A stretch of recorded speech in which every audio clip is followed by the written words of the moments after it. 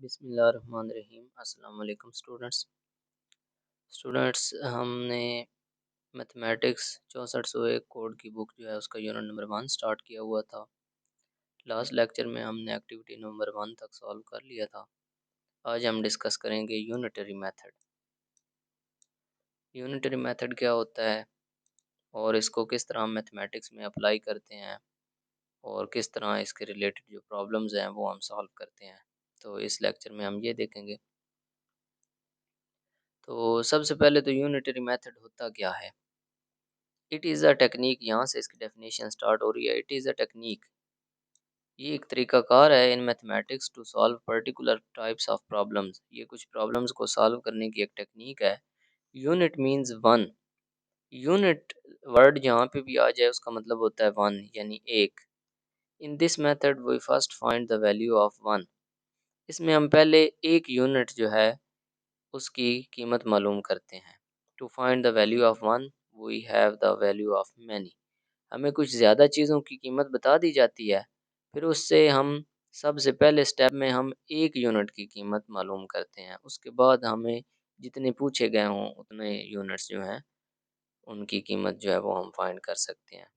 तो इसकी मज़ीद समझ जो है वो आपको इसकी एप्लीकेशंस में आएगी। पहला स्टेप ये होता है कि आपने एक यूनिट की कीमत मालूम करनी होती है, find the value of one unit.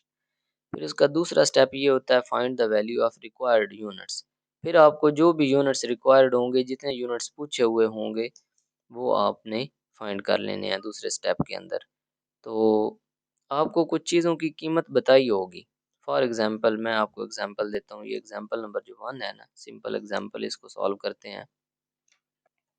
तो इस एग्ज़ाम्पल में उसने 1 यूनिट की प्राइस जो है ना वो फाइंड करने का तरीका बताया है कि आप ये पहला स्टेप जो है 1 यूनिट की प्राइस आप कैसे फाइंड कर सकते हैं। तो वो कह रहा है कि जो डाटा उसने बताया हुआ है 5 पेंसिल्स कॉस्ट RS 15 रुपीज़। वो कह रहा है कि 5 पेंसिल्स हैं और उनका खर्च या उनकी जो प्राइस है, उनकी कॉस्ट जो है वो 15 रुपीज़ है। 5 पेंसिल्स जो हैं वो 15 रुपए की हैं। How much does 1 pencil cost? तो एक पेंसिल जो है वो कितने पैसों की होगी। तो अब कॉस्ट ऑफ 5 पेंसिल्स वो उसने बता दिया equal to 15। Cost of 1 pencil के लिए आपने ये जो 5 होंगे ना, इसको लाकर इधर डिवाइड कर देना है। यहाँ पे 5 हो, 10 हो, जो भी हो, जितनी चीज़ों की कीमत बताई होगी, उस कीमत को इन चीज़ों से आपने डिवाइड कर देना है। तो ये एक चीज़ की कीमत आ जाएगी। पेंसिल हो या पेन हो या जो भी हो, यहाँ पे कुछ भी हो सकता है, आर्बिट्रेरी कोई भी चीज़ आ सकती है। तो ये एक चीज़ की कीमत हो जाएगी। यहाँ पे आप 5 को डिवाइड कर दें, 5 1 इज़ 5, 5 3 आर 15। तो इसका आंसर आ जाएगा 3। तो ये 1 यूनिट की आपने प्राइस इस तरह निकालनी है। हमेशा आपने पहला स्टेप जो है वो यूनिटरी मेथड में यही कर किया करना है। तो ये आपका पहला स्टेप हो गया, एक यूनिट की कीमत आपने निकाल ली। अब आगे अगला सवाल जो इसका सेकंड पार्ट है, सवाल वो इस तरह आपसे पूछेगा। ये तो सिंपल उसने एग्जांपल दिया ना। सवाल वो इस तरह पूछेगा कि 5 पेंसिल्स की कीमत 15 रुपए है। यहाँ पे वो एक नहीं देगा, वो कहेगा कि यहाँ पे 7 पेंसिल्स या 9 पेंसिल या 12 पेंसिल्स या इस तरह कोई और नंबर वो दे देगा। वो कहेगा कि 6 पेंसिल्स की कीमत कितनी होगी। अगर 5 पेंसिल्स की 15 है तो 6 की कितनी होगी। तो पहले आपने एक की निकालनी है हमेशा। आपने यहाँ पे गैस नहीं करना, हमेशा आपने तरीकाकार ये फॉलो करना है कि सबसे पहले आपने एक यूनिट जो है उसकी कीमत निकाल लेनी है। तो सबसे पहले आपने एक पेंसिल की कीमत निकाल ली इस डाटा को यूज़ करके जो गिवन होगा। फिर इस एक की जो आ गई उसको आपने जितने की निकालनी है, जितने की रिक्वायर्ड है, उससे आपने मल्टीप्लाई कर देना है। यहाँ पे आपने लिखना है कॉस्ट ऑफ और यहाँ पे लिख देना है 6 पेंसिल्स इक्वल टू 6 पेंसिल्स की कितनी होगी, एक की है 3 रुपीज़ और 6 की फाइंड करने के लिए 6 से मल्टीप्लाई कर देना है। 6 इंटू 3 इज इक्वल टू 18 आ जाएगा, 18 रुपीज़। तो ये कॉस्ट आ जाएगी 6 पेंसिल्स की। या अगर 7 कहता है, 9 कहता है, 12 कहता है, जितनी भी कहता है वहाँ उस नंबर से आपने इसको मल्टीप्लाई कर देना है एक यूनिट की कीमत। मज़ीद इसकी एक और एग्जांपल करते हैं। एग्जांपल नंबर 2 है 5 बसेस कैरी 300 पैसेंजर्स। 5 बसेस हैं, वो कह रहा है कि उनमें 300 मुसाफिर आते हैं। 5 बसेस के अंदर टोटल 300 मुसाफिर आ सकते हैं। How many passengers can no buses carry? वो कह रहा है कि अगर 5 बसेस में 300 आ सकते हैं तो 9 बसेस हों तो फिर कितने आ सकते हैं उनमें? तो यूनिटरी मेथड ही आप यूज़ कर सकते हैं। वैसे तो इसको करना मुश्किल होगा, आप गिनते बैठ जाएँगे। तो सबसे ईज़ी मेथड ये है कि 5 buses carry passenger equal to 300। 5 buses जो हैं वो 300 पैसेंजर कैरी करती हैं। तो 1 के लिए आपने निकाल लेना है कि एक बस कितने पैसेंजर कैरी करेगी। 1 बस कैरीज़ पैसेंजर्स 300। इस नंबर को जितनी बसेस बताई गई थी इसको आपने इससे डिवाइड कर देना है। 300 डिवाइडेड बाय 5, तो ये 1 बस का आ जाएगा। तो यहाँ पे आप इसको कैंसिल कर लें। 5 1 इज़ 5, 5 6 आर 30 और आगे 0 है, 5 0 इज़ 0, 60। तो ये एक बस की आ गई, एक बस जो है वो 60 पैसेंजर्स कैरी करेगी। तो अब मसला ही आसान हो गया, जब एक का हमें पता चल गया तो फिर उसने जितनी पूछी हुई हैं उसने कहा हुआ है कि 9, 9 कितना कैरी करेंगी जी, 9 बसेस कैरी पैसेंजर। सीधा-सीधा इसको एक की जो आई है वैल्यू उसको 9 से मल्टीप्लाई कर दें, 9 को 60 से मल्टीप्लाई कर दें तो ये आपके पास 540 आ जाएगा। तो ये यूनिटरी मेथड है, बहुत ही ईज़ी मेथड है और बहुत सिंपल। ये बेसिक्स आई थिंक 6-7 क्लासेस में ये वाला मेथड जो है ना वो पढ़ाया जाता है, बड़ी डिटेल के साथ डिस्कस किया जाता है। आप लोगों की पहले भी इसकी प्रैक्टिस होगी, मज़ीद यहाँ पे आपके जो है ना वो अच्छी तरह प्रैक्टिस हो जाएगी। ओके जी, नेक्स्ट हमारे पास एग्जांपल नंबर 3 है। I got 686 marks out of 850। What is the percentage of my marks? तो अब ये वाला क्वेश्चन जो है ना ये परसेंटेज वाला है। इस तरह के क्वेश्चंस आप पहले परसेंटेज में कर चुके हैं तो ये परसेंटेज से वैसे इजी हो जाता है। लेकिन यहाँ पे उसने यूनिटरी मेथड कहा हुआ है तो आप यूनिटरी मेथड से ही इसको करें। तो मार्क्स आउट ऑफ 850, आपने 850 मार्क्स में 686 मार्क्स जो है ना वो हासिल किए हैं। तो सबसे पहले यूनिटरी मेथड का जो पहला स्टेप है आपने 1 के लिए फाइंड करना है कि 850 में से आपने 686 मार्क्स लिए हैं। अगर 1 मार्क होता, 1 मार्क्स होता, एक नंबर होता तो उसमें से आप कितने लेते? तो वो 686 में 686 से आपने 850 जो है वो डिवाइड कर देने हैं। इस 850 को इधर लाकर डिवाइड कर देना है। डिवाइड हो गया तो ये मार्क्स आ गए आपके जो हैं 850 में से आपने 686 लिए। फिर मार्क्स आउट ऑफ 100, अगर 100 होते, क्योंकि आपने परसेंट निकालना है, परसेंटेज का मतलब है आउट ऑफ 100। ये आप पिछले लेक्चर में भी क्लियर होगा आपको, परसेंटेज या परसेंट इसका मतलब होता है आउट ऑफ 100। तो अगर 100 मार्क्स होंगे तो फिर आप कितने ले सकेंगे? तो मल्टीप्लाइड बाय 100%। तो 100% का मतलब ये होता है 100 बाय 100, 100 बाय 100। तो ये 100 100 से कट के आंसर तो वही रहता है ना, लेकिन इस 100 को हम परसेंट लिख देते हैं और ऊपर वाला 100 जो है ना वो ऐसे ही लिखा रहता है। तो इस तरह 100% इसको हम ऐसे लिख सकते हैं। तो अब ये डिवाइड कर देना है आपने।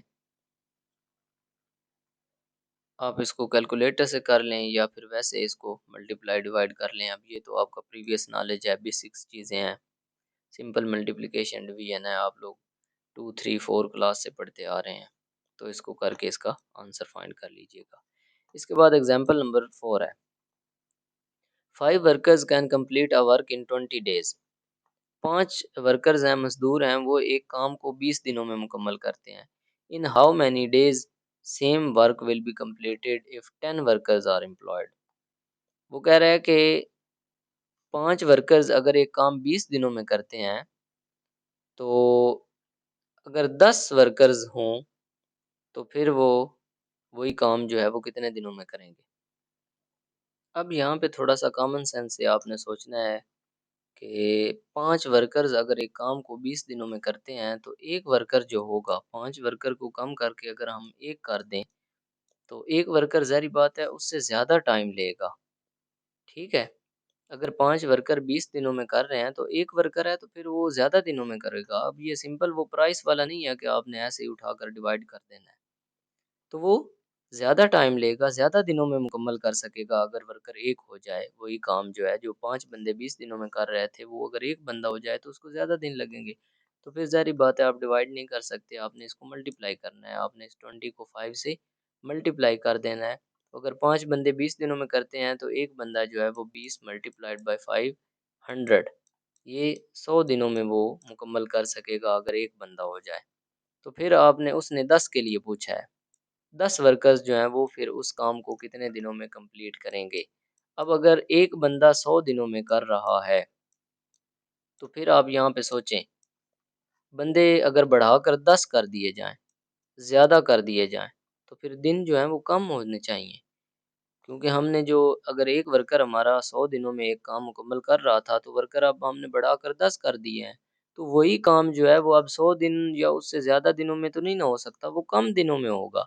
तो अब जो दिन हैं वो कम होने चाहिए, तो इसका मतलब है अब हमने डिवाइड करना है। अब इसको 10 से डिवाइड कर दें, तो ये 10 1 इज़ 10, 10 10s आर 100, तो हमारे पास 10 आंसर आ जाएगा इसका।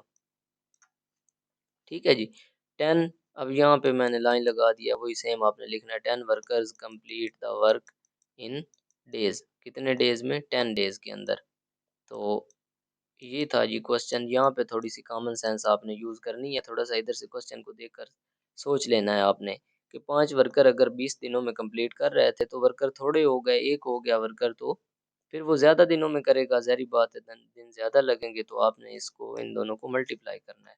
फिर जितने दिन आ गए, अब नेक्स्ट अगला स्टेप होता है कि जितने रिक्वायर्ड होते हैं, 10 वर्कर्स वो कह रहा है कि अगर एम्प्लॉयड कर लिए जाएँ तो फिर वो कितने दिनों में मुकम्मल करेंगे। तो अब वर्कर्स आपने 10 कर दिए, एक जो है वो 100 में कर रहा था, तो 10 जो है वो ज़ाहिर बात है कम दिनों में करेंगे।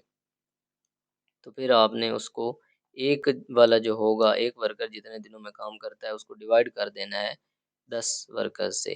तो इसको डिवाइड करने से 10 डेज़ हमारे पास आंसर आता है। तो 10 बंदे जो हैं वो 10 दिनों में इसको मुकम्मल करेंगे। ओके जी, नेक्स्ट हमारे पास एक्टिविटी नंबर 2 है। ये वाला क्वेश्चन तो कंप्लीट हो गया। एक्टिविटी है, इसको सॉल्व करते हैं। ये भी वही एग्जांपल्स हैं, अनसॉल्व्ड एक्टिविटी है। तो सबसे पहला क्वेश्चन जो है वो देखते हैं। If the price of 12 radios is Rs 3780, find the price of 30 radios. वो कह रहा है कि 12 रेडियो जो हैं उनकी कीमत 3780 है, और आप 30 रेडियोज की कीमत मालूम करें। तो वही सेम फार्मूला आपने लगाना है। अब इबारत आपने खुद लिख लेनी है। आपने यहाँ पे लिखना है प्राइस ऑफ 12 रेडियोज, 12 रेडियो बताए गए हैं,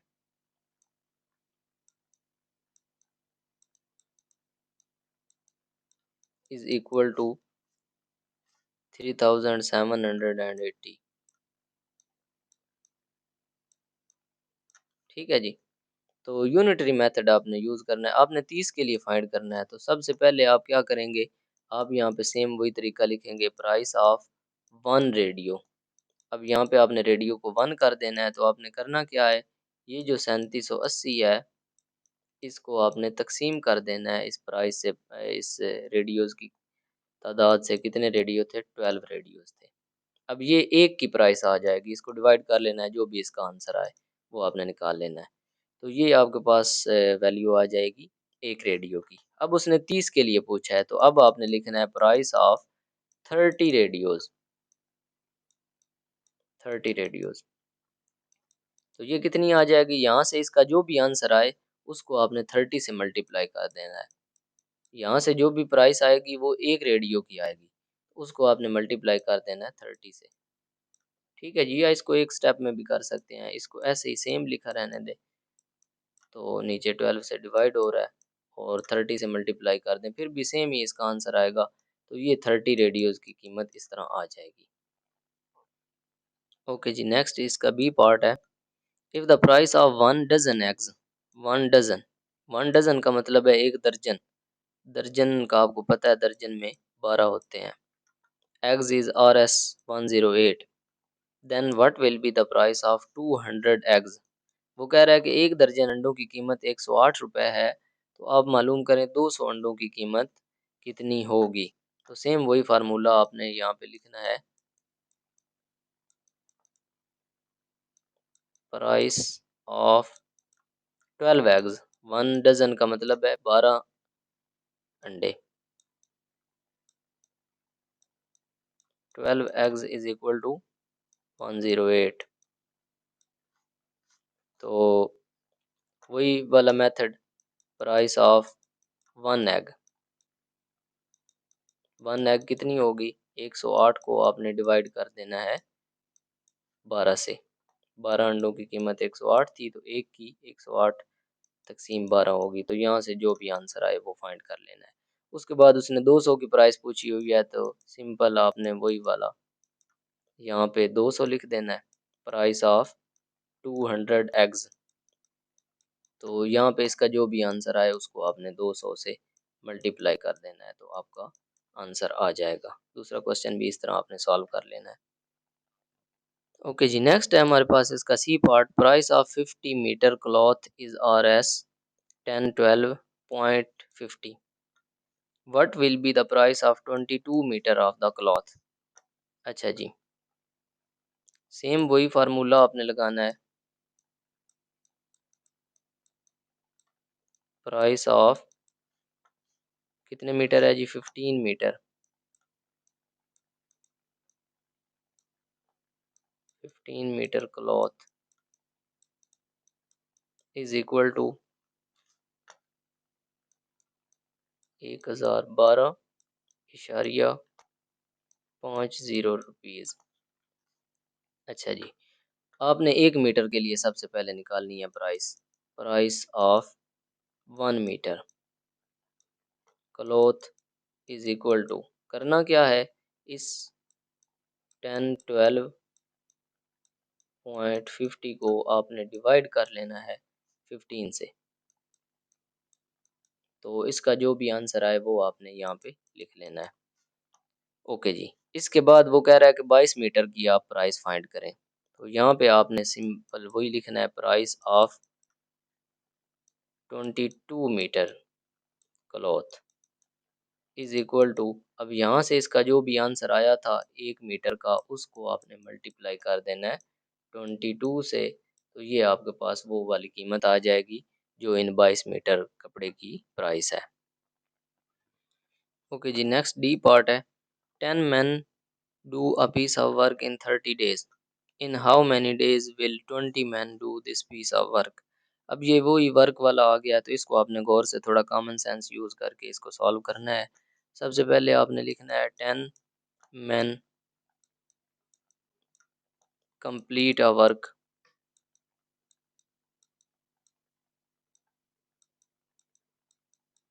10 आदमी जो हैं वो एक काम को कितने दिनों में कंप्लीट करते हैं, उसने बताया 30 डेज़ के अंदर।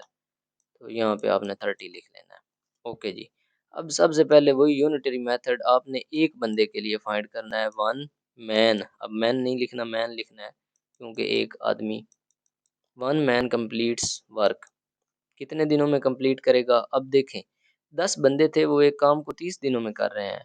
तो एक बंदा जो है वो, अब बंदे कम हो गए हैं तो ज़ाहिर बात है वो दिन ज़्यादा लेगा। अगर बंदे कम हो जाएं तो वो दिन ज़्यादा लेंगे। तो इस 10 को आपने 30 से मल्टीप्लाई करना है, यहाँ पे इसको ज़रब देनी है, तकसीम नहीं करना। अगर तकसीम करेंगे तो वो तो कम हो जाएगा, तो दिन ज़्यादा बनने चाहिए ना। यहाँ इस साइड पे दिन है और इस साइड पे मैन है, तो ये ख्याल रखना है, बस ये कॉमन सेंस यूज़ करनी है। तो इसका आंसर आएगा 300। ओके जी, एक बंदे के लिए आ गए।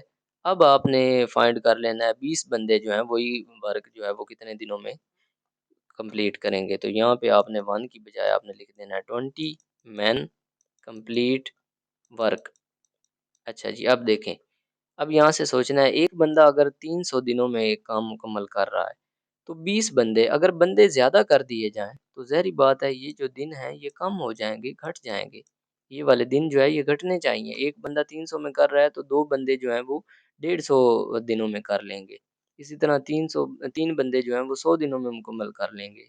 और अगर 20 कर दिए जाएँगे तो वो इस 300 को आपने 20 से डिवाइड कर देना है। जितने भी बंदे कर दिए जाएँ वो इस एक वाले से आपने डिवाइड कर देना है। तो ये 0 इस 0 से कट गई। 2 1 इज़ 2, 2 1 इज़ 2 और 1 3 10, 2 5 आर 10, मीन्स के 2 15 आर 30। तो यहाँ पे 15 आंसर आ गया इसका। ये आप लोग सॉल्व कर लेंगे। तो 10 बंदे अगर एक काम को 30 दिनों में करते हैं तो 20 बंदे उसी काम को 15 दिनों में करते हैं। यहाँ से कॉमन सेंस वैसे भी नज़र आ रहा है कि 10 बंदे 30 दिनों में कर रहे हैं तो बंदे डबल कर दिए गए हैं, तो दिन ज़ाहिर बात है आधे हो जाएंगे। ओके जी, नेक्स्ट है जी, 12 women do a work in 84 days. In how many days will 14 women do the same work. तो वही वाला क्वेश्चन है सेम, इसी में थोड़ी सी अमेंडमेंट कर देता हूँ मैं।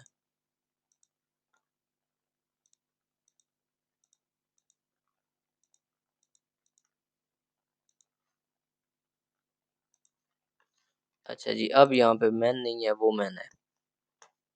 तो कितनी वोमेन है? 12 वोमेन्स।